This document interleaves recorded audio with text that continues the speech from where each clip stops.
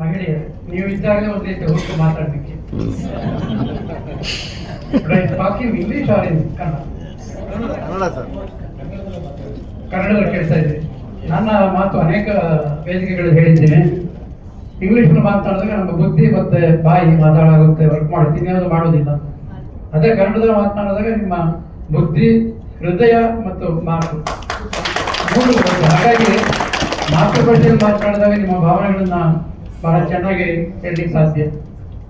That doesn't mean that I don't know English. ಈಗ ನಾನು ಬಂದಾಗ ನೀವು ನೋಡಿರ್ಬೇಕು, ನನಗೆ ಮೇಲೆ ಹತ್ಬೇಕಾದ್ರೆ ಸ್ವಲ್ಪ ವಯಸ್ಸಾಗಿದೆ, ಕಷ್ಟ, ಬೇರೆ ಕಾಯಿಲೆಗಳಿರೋದಿಲ್ಲ. ಯಾರು ಸಹಾಯ ಮಾಡಿದ್ದು ನಮಗೆ? ಬೌಲರ್ ಅವರು, ನಮ್ಮ ನಾಗಾರ್ಜುನ್ ಅವರು. ಅಂದ್ರೆ ನಿಮ್ಮ ಡ್ಯೂಟಿ ಅದೇನೆ. ಇಲ್ಲಿ ಯಾರ್ಯಾರು ಕೋರ್ ಟೀಮ್ ಲೀಡರ್ಸ್ ಇರ್ತೀರಿ, ಅಸಿಸ್ಟೆಂಟ್ ಗವರ್ನರ್ ಇರ್ತೀರಿ, ಅವ್ರ ಕೆಲಸ ಅದೇನೆ. ಬೇರೆಯವರು ಬೇಕು ಅಂದಾಗ ಕೈ ಕೊಟ್ಟು ಎತ್ಕೊಳ್ಳುವಂಥದ್ದು.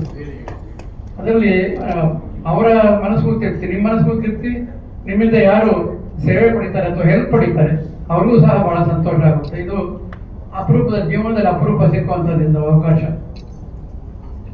ಯಾತಕ್ಕೆ ಈ ರೀತಿಯಾದಂಥ ಟ್ರೈನಿಂಗ್ಗಳಿರಬೇಕು?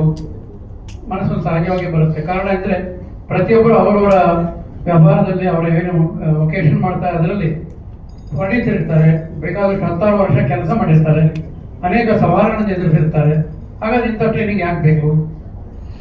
ಇದು ಪ್ರಶ್ನೆ ಎಲ್ಲ ಕಡೆ ಬರುವಂಥದ್ದು. ನಾನು ನನ್ನ ಅನೇಕ ಇಂಥ ವೇದಿಕೆಯಲ್ಲಿ ಹೇಳಿದ್ದೇನೆ.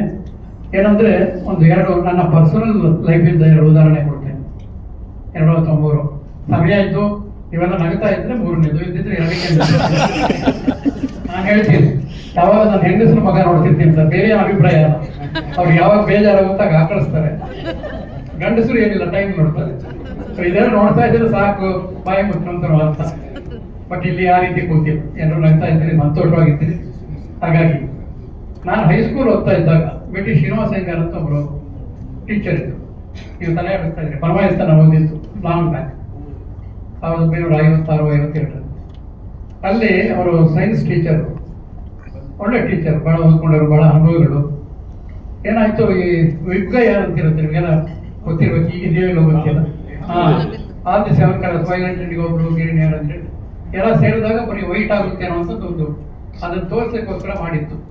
ಅದೇನಾಯ್ತು, ಆ ರಾಟೆ ಅಂತೀವಲ್ಲ, ಸುತ್ತಬೇಕಾದ್ರೆ ಅದು ಲೂಸ್ ಆಗೋಯ್ತು, ಇದ್ರದ್ದು ದಾರ ಕಟ್ಟಿತ್ತು. ಅವರು ಅಲ್ಲಿದ್ದಂಥ ಒಬ್ಬ ಅಟೆಂಡರ್ ಕರೆದು, ತಿಮ್ಮಯ್ಯ ಅಂತ, ಅವರ ಪಾಪ ಅವ್ರಿಗೆ ಆಗಲೇ ನಾನು ಚಿಕ್ಕವನಾಗಿದ್ದಾಗ ಅವ್ರಿಗೆ 65-70 ವರ್ಷ ಇರಬೇಕು. ಆತ ನಿಧಾನ ಬಂದು ಏನು ಕೇಳಿದ, ಒಂದು ಬೇರೆ ಹಾರದಿಂದ ನೂರು ತಗೊಂಬ ನೀನು, ಹೊಸ ನೂರು ಅಂತ ಹೇಳಿದ್ರು. ಯಾತಕ್ಕೆ ಅಂದರೆ ಇದು ಲೂಸ್ ಆಗೋಗ್ಬಿಟ್ಟಿದೆ, ಬೇರೆ ದಾರ ತಗೊಂಬಪ್ಪ ಅಂತ. ಇದೆಲ್ಲ ಅಲ್ಲಿ ಬಿಟ್ಟು ಹೋಗಲೇ ಇಲ್ಲ. ಅಲ್ಲಿದ್ದಂಥ ನೀರು ತಗೊಂಬಂದು ಅದನ್ನು ಒದ್ದೆ ಮಾಡ್ದ ತಕ್ಷಣ ಟೈಟ್ ಆಗೋಯ್ತು. ಯಾತಕ್ಕೆ ಇದ್ರೆ ಹೇಳ್ತಾ ಇದ್ದೀನಿ ಅಂತ ಕೊನೆಯಲ್ಲಿ ಹೇಳ್ತೀನಿ. ಮತ್ತೊಂದು ಅನುಭವ ಏನು ಅಂತಂದ್ರೆ, ಇದೆಲ್ಲ ಹಳೆ ಅನುಭವಗಳಿಗೆ, ಹೊಸ ಅನುಭವಗಳಿದೆ, ಬಟ್ ವಯಸ್ಸಾದ್ರಿಂದ ಹೊಸ್ತು ಮಾಡ್ತಾ ಹೋಗುತ್ತೆ, ಹಳೇದು ಮಾತ್ರ ನಮ್ಮ ಕೈ. ಏನಾಯ್ತಂದ್ರೆ, ಬೆಂಗಳೂರಿಂದ ನಮ್ಮ ಒಬ್ರು ಸಪ್ಲೈಯರ್ ಬಂದಿದ್ರು. ಇದು ಸಹ 58-60 ಅಲ್ಲಿ ಅವ್ರದ್ದೊಂದು ಹೆರಾಲ್ಡ್ ಕಾರ್ ಅಂತ ಇರ್ತಾರೆ, ಬಹಳ ಜನ ನೋಡಿರ್ಬೇಕು ನೀವು. ಹೆರಾಲ್ಡ್ ಕಾರ್ ಅಂತಂದ್ರೆ ಬಹಳ ಹೆರಾಲ್ಡ್, ಸ್ಟ್ಯಾಂಡರ್ಡ್ ಹೆರಾಲ್ಡ್. ಅದೇನಂತಂದ್ರೆ ಎಲ್ಲ ಕಾರ್ ಬಿದ್ದೋಗ್ಬಿಟ್ಟು, ಒಟ್ಟು ಇಂಜಿನ್ ಮಾತ್ರ ಏನಾಗೋದಿಲ್ಲ ಅಂತ ಹೇಳ್ತಾ ಇದ್ರು. ಆ ಬೆಂಗಳೂರಿಂದ ಬರಬೇಕಾದ್ರೆ ಮಂಡಿದ ಹತ್ರ ಏನೋ ಶಬ್ದ ಬರ್ತಾ ಇತ್ತು ಗೇರ್ ಬಾಕ್ಸ್ನಲ್ಲಿ. ಅದನ್ನ ಮೈಸೂರಿಗೆ ಬಂದರೆ ನೆಟ್ಟಿಗೆ ಯೂನಿಯನ್ ಮೋಟರ್ಸ್ ಅಂತಿತ್ತು, ದೇವರ ಆಥರೈಸ್ಡ್ ಸರ್ವಿಸ್ ಏನೋ ಸ್ಟೇಷನ್.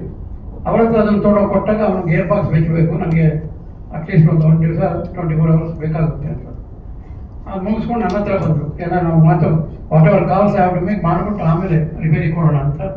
ನನ್ನ ಹತ್ರ ಬಂದಾಗ ನಾನು ಹೇಳಿದೆ, ಏನೋ ಆಗ್ತಾ ಇದೆಯಲ್ಲ, ಬನ್ನಿ ರಾಮು ಅಂತ ಒಬ್ಬ ಮೆಕ್ಯಾನಿಕ್ ಇದ್ದಾನೆ ಪಕ್ಕದಲ್ಲಿ, ಅವನ ಹತ್ರ ಹೋಗೋಣ ಅಂತ. ಆತ ಒಂದು ರೌಂಡ್ ಹೋಗಿ ಬಂದ್ಬಿಟ್ಟು ಹೇಳಿದ, ಸರಿ ಏನಾಗಿಲ್ಲ, ಬರೀ ಗೇರ್ ಚೇಂಜ್ ಮಾಡೋಕೆ ಹ್ಯಾಂಡ್ ಗೇರ್ ಅಲ್ಲ, ಅದೊಂದು ರಬ್ಬರ್ ಬುಷ್ ಇರುತ್ತೆ ಮೇಲೆ, ನಾವು ಹಳೆ 4-5 ನೋಡಿರ್ತೀವಿ. ರಬ್ಬರ್ ಬುಷ್ ಹೊಟ್ಟೋಗಿದೆ ಅಷ್ಟೇ, ಇನ್ನೇನಾಗಿಲ್ಲ ಅಂತ. ಒಂದು ಅರ್ಧ ಗಂಟೆ ಅದನ್ನು ರೆಡಿ ಮಾಡಿಕೊಟ್ಬಿಟ್ಟ. 3ನೇದು ಸಾಕು, 2 ಅನುಭವ ಹೇಳ್ತೀನಿ, ಆಮೇಲೆ 3ನೇದು ಬೇಕಿದ್ರೆ ಹೇಳ್ತೀನಿ. ಯಾಕೆ ಇದೆರಡು ಅನುಭವಗಳನ್ನ ನಿಮ್ಮ ಜೊತೆ ಹಂಚ್ಕೊಂಡೆ ಅಂತಂದರೆ, ಬಿಟಿ ಶ್ರೀನಿವಾಸ ಅಯ್ಯಂಗಾರ್ ಸುಮಾರು 20-30 ವರ್ಷ ಸೈನ್ಸ್ ಟೀಚರ್ ಆಗಿದ್ದವರು. ಆದರೆ ಅವರು ಪುಸ್ತಕದಲ್ಲಿ ಓದಿ ಅರ್ಥ ಕಲಿತು ತಿಳ್ಕೊಂಡಿದ್ದಿತ್ತು. ಆದರೆ ಒಬ್ಬ ಅಟೆಂಡರು, ಅವನೇನು ಓದಿಲ್ಲ, ವಿದ್ಯೆ SLC ಆಗಿರ್ಬೇಕಷ್ಟೇ ಆತನಿಗೆ ಅನುಭವ. ಅದೇ ರೀತಿ ಮೆಕ್ಯಾನಿಕ್ ರಾಮು ಅವರು, ಅಲ್ಲಿ ಆಥರೈಸ್ಡ್ ಸರ್ವಿಸ್ ಸೆಂಟರ್ನಲ್ಲಿ ಟ್ರೈನಿಂಗ್ ಆಗಿರ್ತದೆ, ಮ್ಯಾನ್ಯಲ್ಸ್ ಇರುತ್ತೆ ಅವರಿಗೆ, ಅದೆಲ್ಲ ಇದ್ದರೂ ಆತ ಗೇರ್ ಬಾಕ್ಸ್ ಬಿಚ್ಚಬೇಕು ಅಂತ ರಾಮು ಮೆಕ್ಯಾನಿಕ್ಗೆ ಕನ್ನಡದಲ್ಲಿ ಕಷ್ಟಪಟ್ಟು ರಾಮ ಅಂತ ಬರೆಯೋದು ಬಿಟ್ಟರೆ ಇನ್ನೇನು ಗೊತ್ತಿಲ್ಲ ಅವನಿಗೆ. ಅಂಥವನು ಅರ್ಧ ಗಂಟೆ ರೆಡಿ ಮಾಡಿಬಿಟ್ಟ. ಏನು ಸಂದೇಶ ಇದ್ರಲ್ಲಿ ಕೊಡ್ತಾ ಇರೋ ಸಂದೇಶ ಏನು ಅಂದರೆ, ಪುಸ್ತಕದಲ್ಲಿ ಹೋಗಿರೋ ನಾಲೆಡ್ಜ್ಗಿಂತ ಪ್ರಾಕ್ಟಿಕಲ್ ಆಗಿ ಯಾರು ಮಾಡಿರ್ತಾರೆ ಆ ನಾಲೆಡ್ಜ್ ಅತಿ ಮುಖ್ಯ ಅಂತ. ಇವತ್ತು ಮಾತಾಡಲಿಕ್ಕೆ ಕಲಿತಿದ್ದೀರಿ, ಅನೇಕ ಪರಿಣಿತರಿದ್ದಾರೆ, ಅನೇಕ ಸಬ್ಜೆಕ್ಟ್ಗಳಲ್ಲಿ ಅವ್ರು ಮಾತನಾಡ್ತಾರೆ. ಅದೇನಂದರೆ ಅವರೆಲ್ಲ ಪುಸ್ತಕದಲ್ಲಿ ಓದ್ಕೊಂಡು ಮಾಡೋದಲ್ಲ, ಅವರ ಸ್ವಂತ ಅನುಭವದಿಂದ ಅದನ್ನು ಹೇಳುವಂಥದ್ದು. ಈ ರೀತಿ ಅನೇಕ ನನ್ನ ಜೀವನದಲ್ಲಿ ಆಗಿರುವಂಥದ್ದು ನಾನು ಹೇಳ್ತಾ ಇದ್ದೀನಿ, ಇನ್ನೂ ಅನೇಕ ನಿದರ್ಶನ ಕೊಡಬಲ್ಲೆ. ಆದ್ದರಿಂದ ಇದು ಬಹಳ ಮುಖ್ಯ.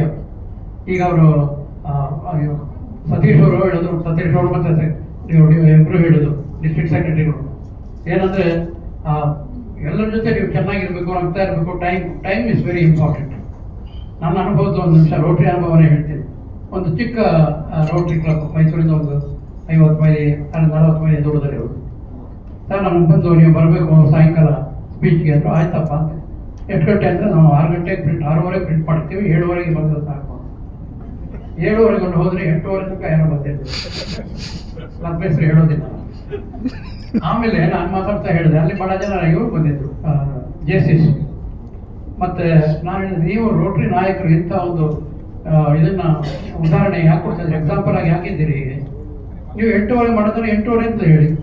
ನಮ್ಮ ಕ್ಲಬ್ ಶುರು ಆಗೋದು 8 ಗಂಟೆ 8:30ಗೆ.